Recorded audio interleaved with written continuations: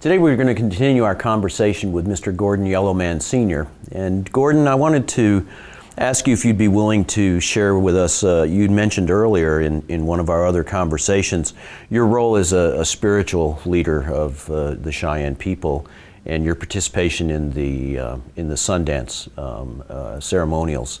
But if you could explain a little bit for the students about that activity. Well, the Cheyenne Sundance ceremonial is a ceremonial that was a long time ago, many generations ago.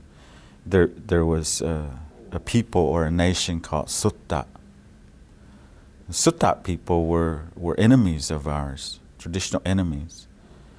And we became, through warfare, we start to realize we were of the same kind of people.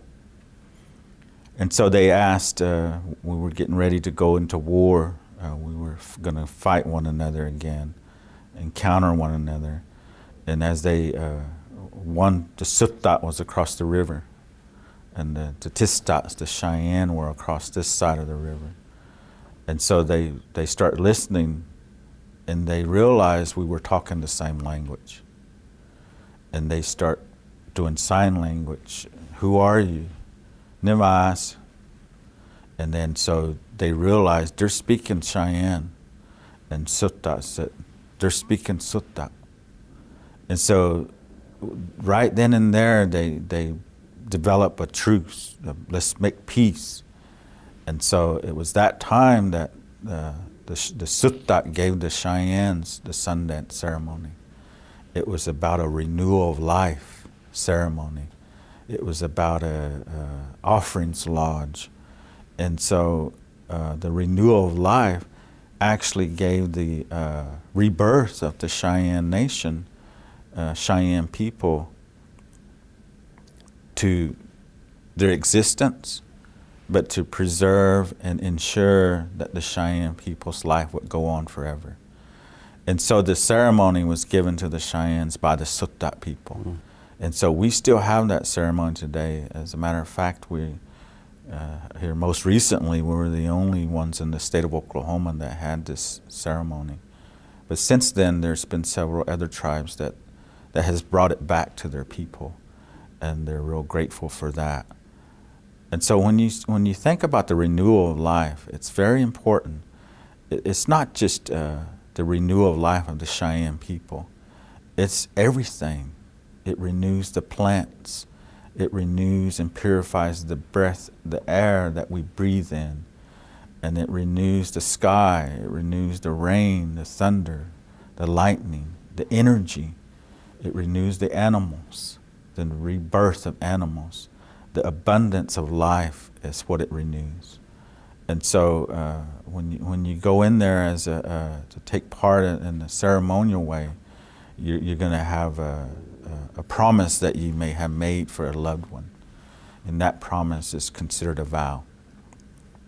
And you make that vow to participate in the ceremony, and you're going to sacrifice. You're going to sacrifice your body, your spirit, physically and emotionally and spiritually. And so by your sacrifice, you're completing the promise. You're asking for something in return.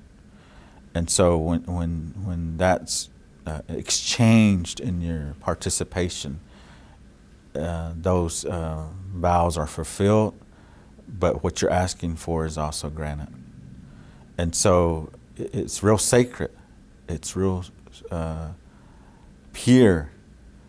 And so one of the highest things in our ceremonial Sundance is the woman's role, because they are the giver of life in this renewal of life ceremony. And so when we have the Sutta people, they were the matrilineal, maternalistic. Mm-hmm. We were the paternalistic. And so the Sutta, they had female buffalo. The Cheyenne, they had male buffalo. And so the reproduction to ensure that buffalo's life goes on, you have a male and a female. And so that is why the Northern Cheyennes and the Suttat people, they still have the sacred buffalo hat. Mm-hmm. We still have the sacred arrows. And in them arrows is the buffalo arrow, the man and animal. And so you combine them and bring them together, the power, the regeneration of Cheyenne people as well as Suttat. We become one nation. And so that ceremony ensures that we always will be one nation. And we sit there and pray, and we provide guidance to the participants. As a Sundance priest, it's my role to look out for all of the rituals, to look out for all of the instruction that goes with the ceremonial. And a lot of it is in Cheyenne language. Mm-hmm. And the reason for that is because all of the spirits, the animals, the plants that we use in the ceremonial, they only understand Cheyenne language, Suttat language. They don't understand English. And so to make that connection, we still have to speak our language. And we still have to acknowledge the language of the Suttat, the Northern Cheyenne, the Southern Cheyenne. And that is the only way that you make the ceremonial complete. And the other one is, in order to make it complete, is the role of the woman. They're the highest participant, the holiest participant to make that ceremonial successful and to make it complete. In general, when you think of Plains tribes, you think of the Sioux, the Arapaho, the Kiowa, they still had the Sundance. They still practice it to this day.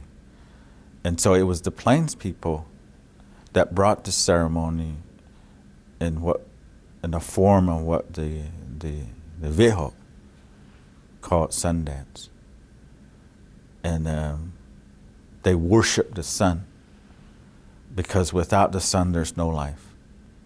Well, thank you, Gordon. I appreciate you sharing that. I think that will be very useful and instructive to the students. So thank you again. It's been an honor and a privilege. I always come and speak for the best interest of my people. I don't come to speak as an individual.